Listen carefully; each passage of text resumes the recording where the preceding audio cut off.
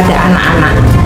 Sehingga KPAI masih sebatas koordinasi dengan pihak kepolisian dan memastikan bahwa anak-anak yang terdata atau ditemukan fakta atau lokasi anak berada itu perlu segera di follow up oleh kementerian dan pemerintah daerah atau UPTD terkait, mengingat ini grupnya ini di media sosial dan tentunya bisa diakses oleh pengikut di mana saja, sehingga perlu dipastikan sekali anak-anak yang berada serumah dengan para pengikut ini juga perlu di tracing atau di intervensi untuk dukungan pemulihannya.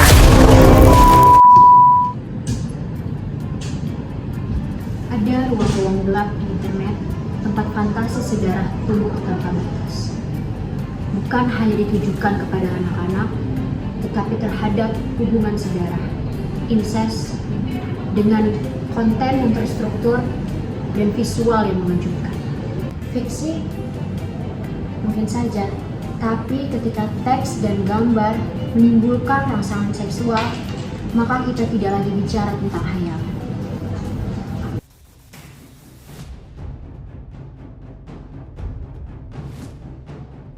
Hari ini kita akan membahas tentang konten digital, di mana bukan tentang video, tetapi tentang tulisan yang kelam, yang menggabungkan antara kekerasan, incest, dan imajinasi penggunanya.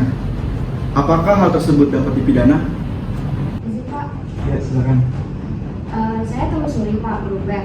Ada cerita yang terang-terangan menggambarkan hubungan saudara antara ayah dan anak.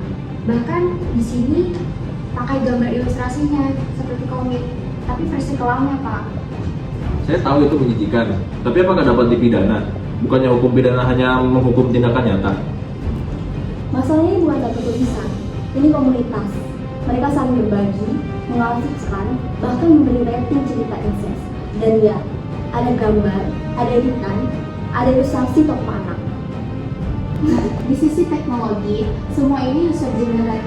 Formatnya bisa teks, bisa gambar, semua didistribusikan. Walaupun sudah dihapus dengan Meta, AI, dan lain-lainnya, semua jejak digital masih tersebar. Baik, apa yang bisa dilakukan hukum terhadap fantasi seperti ini? Pak, kalau kontennya berisi deskripsi seksual terhadap anak, apalagi di sini ada ilustrasinya, jelas melanggar pasal 4 Undang-Undang Pornografi dan Undang-Undang Perlindungan Anak. Tapi bagaimana dengan asas legalitas? Kalau tidak ada korban langsung dan hanya fiksi, apa negara boleh menghukum si pembuat cerita? Tapi grup ini sudah seperti pasar fantasi seksual, gambar anak, cerita incest, bahkan sarana teknik agar lebih menimbulkan rangsangan seksual. Ini sudah bukan fiksi pribadi, ini sistematis. Fiksi menjadi masalah ketika menjadi stimulus bagi pelaku kekerasan.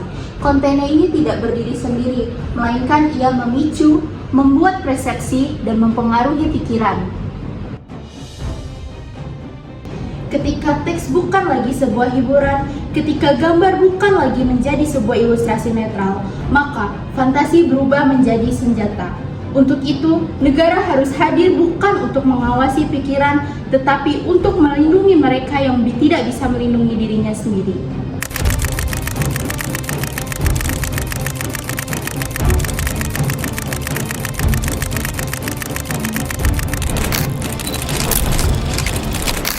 Baik, mereka dapat dikatakan melanggar pasal 27 ayat 1 Undang-Undang ITE tentang distribusi konten seksual.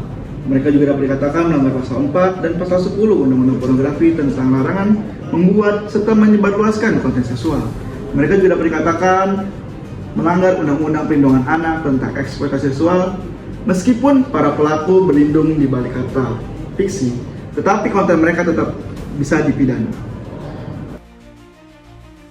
Betul Pak, mereka yang pernah jadi korban kini dipaksa kembali melihat bayangan kelam mereka dalam bentuk tulisan, gambar, bahkan tawa di kolom komentar. Jika kita tidak bertindak hari ini, maka kita ikut membiarkan luka itu terus ditertawakan. Hukum tidak menghukum imajinasi, tapi saat imajinasi berubah menjadi konten publik, dibagikan dalam bentuk gambar, teks, dan komunitas, ini bukan lagi imajinasi, ini menjadi kejahatan dan juga ancaman.